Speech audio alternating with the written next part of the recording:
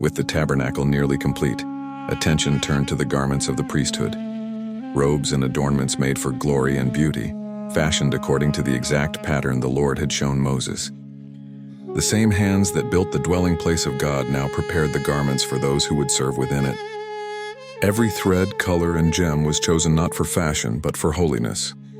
The craftsmen made the ephod of gold, blue, purple, and scarlet yarn and finely twisted linen.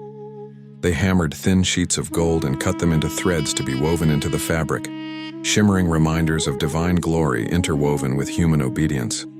Shoulder pieces were attached to it, and on them were mounted 2 onyx stones engraved with the names of the 12 tribes of Israel. 6 names were on one stone and 6 on the other, a testimony that the high priest carried all of God's people on his shoulders before the Lord. Then they made the breastpiece the most ornate part of the priestly garments, square and folded double, a span long and wide. It was adorned with 12 precious stones set in gold, each engraved with the name of a tribe: ruby, topaz, emerald, turquoise, sapphire, diamond, jacinth, agate, amethyst, beryl, onyx, and jasper. Each gem reflected light differently, yet all were set together in perfect order. A picture of God's people, distinct yet united, shining in His presence. Chains of pure gold attached the breastpiece to the ephod, binding it close to the priest's heart.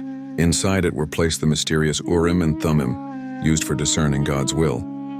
The priest carried the tribes of Israel not only on his shoulders in strength, but also on his heart in love, constantly bringing them before the Lord. Next came the robe of the ephod, woven entirely of blue. Around its hem were alternating pomegranates made of blue, purple, and scarlet yarn, and golden bells between them.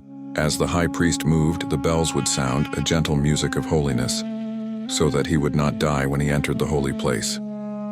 Every step resounded with reverence and life, declaring that service before the Lord must be clothed in obedience.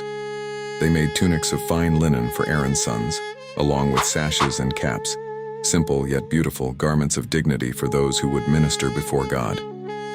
Upon the high priest's turban they fastened a plate of pure gold engraved with the words, "Holy to the Lord."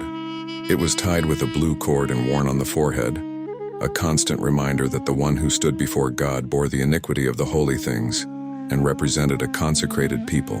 When the work of the tabernacle and the garments was completed, the people brought everything to Moses: the tent and all its furnishings, the ark and its poles, the table and its utensils, the lampstand and its lamps, the altars, the courtyard hangings, the priestly garments, all crafted exactly as the Lord had commanded.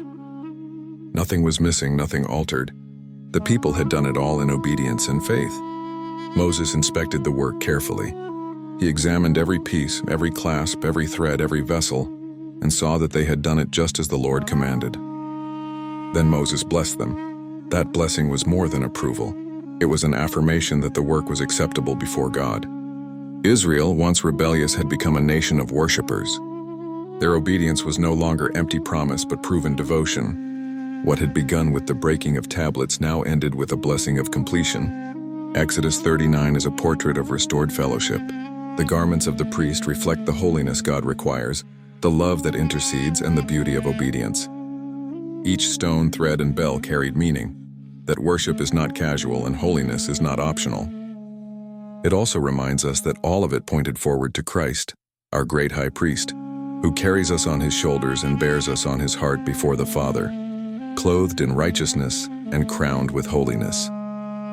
Through him, the blessing of Moses becomes our own. Our lives, when surrendered in obedience, become acceptable offerings before God, works of beauty shaped by grace. Next comes Exodus 40, the final chapter of the book where Moses sets up the completed tabernacle. The glory of God fills it, and the presence of the Lord begins to dwell visibly among his people.